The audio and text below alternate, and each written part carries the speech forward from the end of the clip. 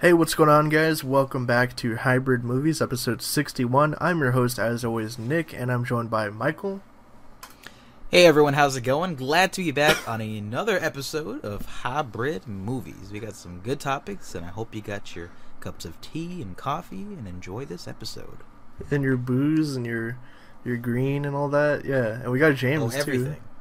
Hi, DeLeo Neighborinos, and happy 2319. First story is something that I was really excited about. Upgrade director Leigh Whannell is tackling The Invisible Man for Universal, and he also has the help of Blumhouse with him this time. So that should be really interesting. It looks like Universal's kind of doing what people wanted them to do with the monster movies, which is to make good movies, but rather not like focus on a cinematic universe, because I think this is from Variety, their report, and basically they said that they're not trying to build to a shared universe. All the movies can be standalone if they want to, like based on the director, their choice. Also, they have freedom with the rating too, so they can make an R-rated movie, they can make PG-13, whatever they want to do for the story. So, I mean, I think it sounds really cool. I loved Upgrade. It was one of my favorite movies of last year, so this is good news to me. Michael, what do you think? Yeah, I remember before it got confirmed, there was sort of rumors and people sort of speculating, especially when the that new MonsterVerse, the Dark Universe, got announced. People were like kind of confused, and they're like, "Oh man, I really wish they took a smaller budget approach, and Blumhouse, got a chance to do these monster movies." So it's kind of crazy to me to think that they actually are doing this now. I haven't seen Upgrade, and I'm not really familiar with his previous stuff, so I've heard great things though. So I think it's a cool idea on paper, and I hope they actually end up coming with a solid product. And from there, if they want to, they can make them, like you said, a shared universe. But if they just want to make them solo stories, then by all means, as long as you make really good movies with these characters too, in a new and innovative way, but also has some of their origin and what made them so cool to begin with. Yeah, I'm down. It's interesting that it's the Invisible Man though this time, because the first time they did the Dracula Untold thing, remember, that didn't work. And then they did the Mummy, that didn't work. So it's like, well, like maybe it's similar to I don't want to say DC, but they went for Batman and Superman. They went for the bigger characters. It didn't necessarily work. They went for some of the more little obscure side characters, similar with Marvel, and maybe this is what they're gonna do and hit some gold here.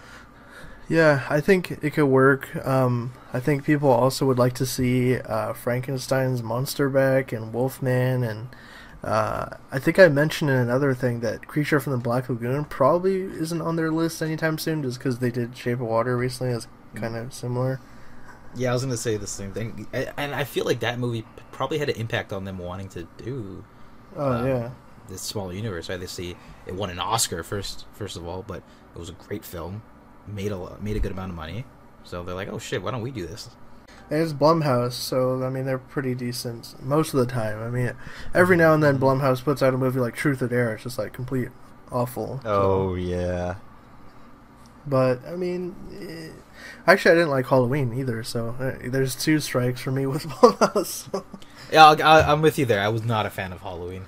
Also, one thing, just speaking on Blumhouse for a second, Jason Blum did an interview recently, and he was saying that they're working on like some kind of their own cinematic universe with Blumhouse properties, like their own stuff, and that they are trying to acquire the rights to Scream and Freddy and Jason, I think, or something like that. They're trying to get the slasher universe movies, in Blumhouse with the slashers. They're trying, I think. But, I mean, honestly, like, I think the slasher-type movies will work with them, like Scream and Freddy. We'll just have to wait and see. Also, side note, Leigh Whannell's getting tons of work nowadays. Apparently he's writing the Escape from New York remake that Robert Rodriguez was supposed to do. So yes, I heard about that. He might actually direct it, too. We'll have to see how that pans out. But that's interesting news. I think he could be a good choice for it, too. But James, what are your thoughts on like the Universal Monsters strategy now? Like trying to do something different. I hope it really pans out well for them. It's real interesting that they're doing the Invisible Man, because is this still the same one from the original H.G. Wells story, correct? Yeah. Okay, very cool. I think that's a pretty cool story to adapt. I wonder how they're going to approach it, though. Mm-hmm. You know, because if they're gonna go like faithful to the source material, or if they're going to put more of a horror spin on it. Because I'm trying to think back to like how they did War of the Worlds back in 2005. And wasn't originally like Johnny Depp attached to it, but then they dropped him. Yeah, he's not involved anymore, so they'll have to recast him. Well, it is the Invisible Man, so who can play Invisible? John Cena? He's too bulky. Imagine the level of like memeness if John Cena was cast as the Invisible Man. The internet would just instantly make this movie a shit ton of money. Dang. No, maybe someone more quiet like Ben Whishaw. Or that guy from Bandersnatch.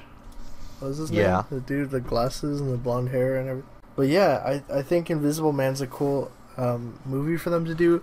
I really like the director choice, so hopefully it works out for them. Oh, yeah.